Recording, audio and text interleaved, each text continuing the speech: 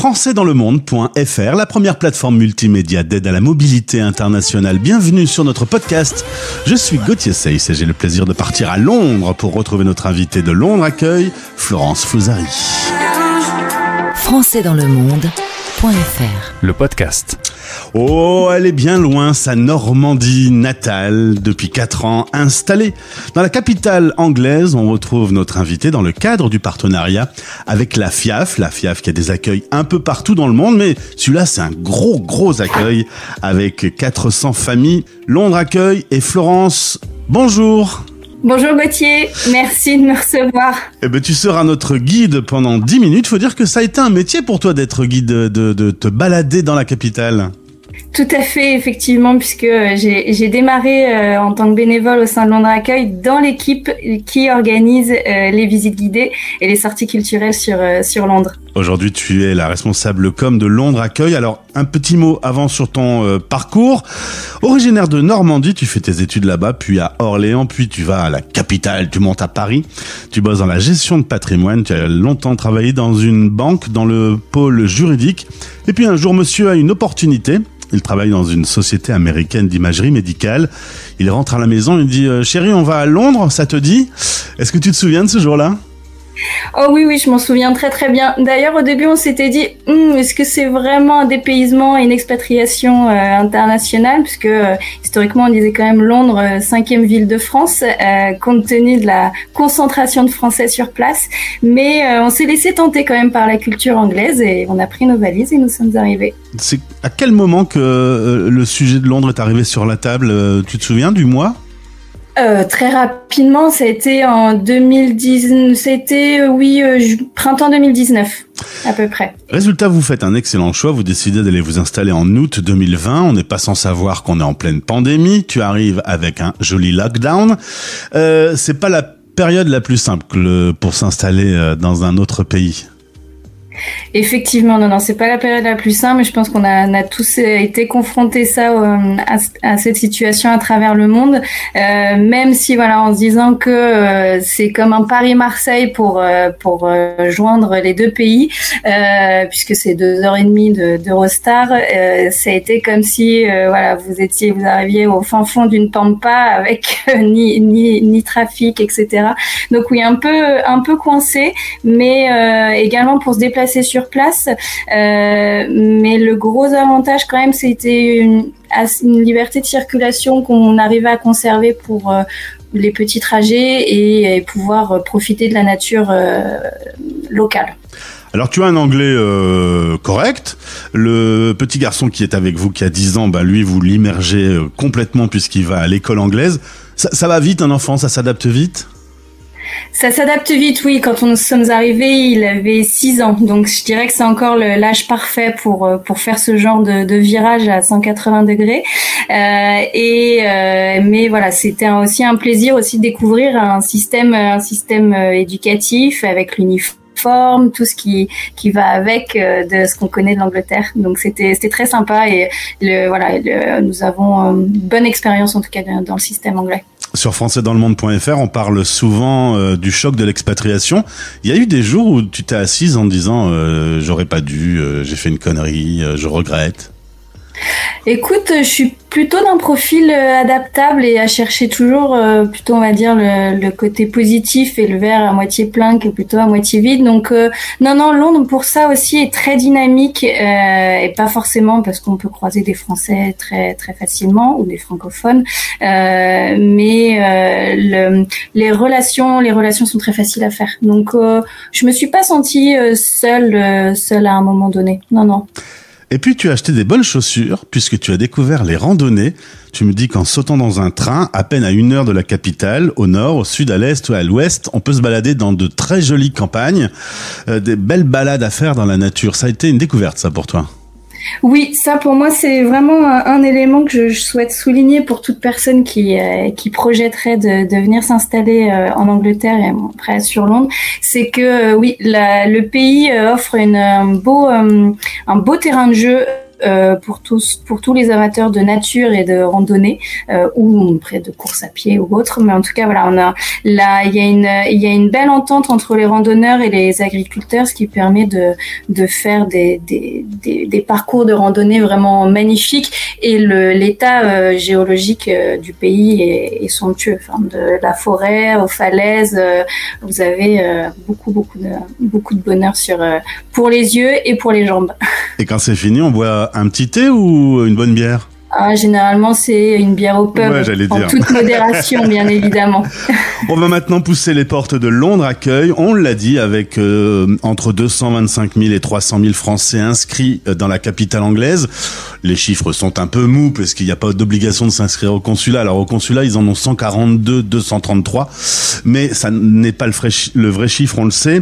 Vous avez quand même une grosse association. On rappelle que Londres Accueil s'occupe des petits Français qui viennent d'arriver, des francophones même plus globalement, mais tu me disais aussi des gens qui sont là depuis plus longtemps et qui ont envie de garder un peu le contact, de créer du réseau aussi. Tout à fait. Oui. En priorité, voilà, dans Londres Accueil, il y a accueil. Donc, en priorité, nous accueillons avec grand plaisir toute personne qui arrive à Londres, qui cherche les informations et s'aider de pouvoir l'installation dans tous les différents sujets, les écoles, la santé, le système des impôts, etc. Voilà. Et puis après tout le volet culturel qu'offre la ville. Donc en priorité, voilà, c'est être là pour toutes ces personnes et familles qui arrivent sur le sol anglais. Mais aussi, nous constatons que parmi nos membres, nous avons également des personnes qui sont arrivées en Angleterre, ont au contraire vécu à plein l'expérience anglaise et progressivement, de temps en temps, cherchent à renouer avec un réseau francophone. Donc, et ce qui est d'autant plus appréciable et qui rend magique la communauté, c'est que après on se retrouve avec une communauté extrêmement variée et complète, puisque des gens qui sont là depuis très longtemps peuvent apporter encore plus d'informations et de retours sur expérience au profit des personnes qui arrivent. Pour la première fois dans le cadre de ce partenariat avec la FIAF, on va se pencher plus spécifiquement sur les bénévoles, parce qu'évidemment, il faut accueillir, faut informer, faut organiser des activités, tout ça, ça demande une grosse organisation.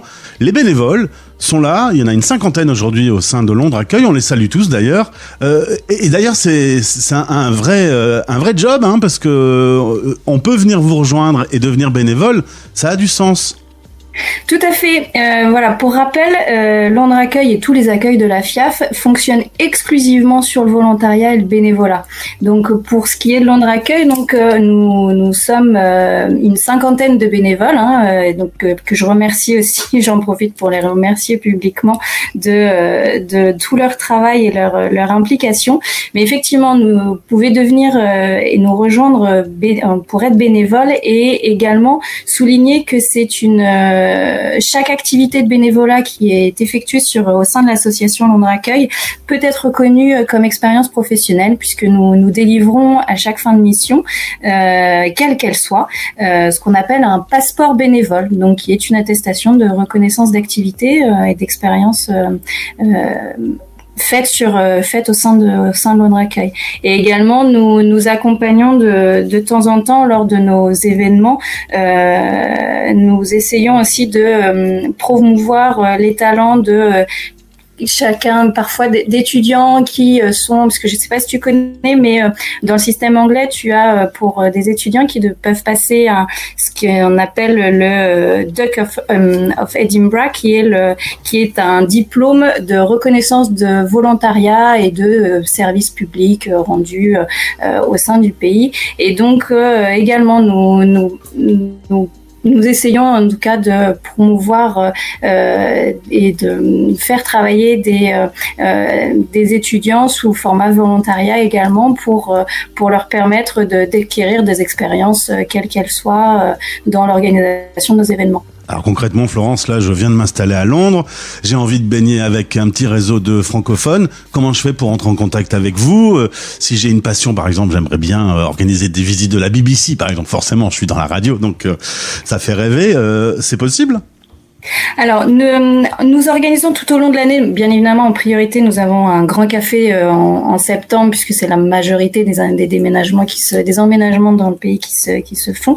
Mais quasiment chaque mois, nous organisons une permanence au sein de l'Institut français, qui est basé dans le quartier de South Kensington, historiquement le quartier des Français, effectivement, où voilà, on est là chaque mardi matin, généralement premier mardi du mois, sur une matinée, et chacun peut venir nous voir pour essayer de comprendre un peu mieux ce qu'est l'association, venir rejoindre la communauté, et puis voilà, partager les informations, etc.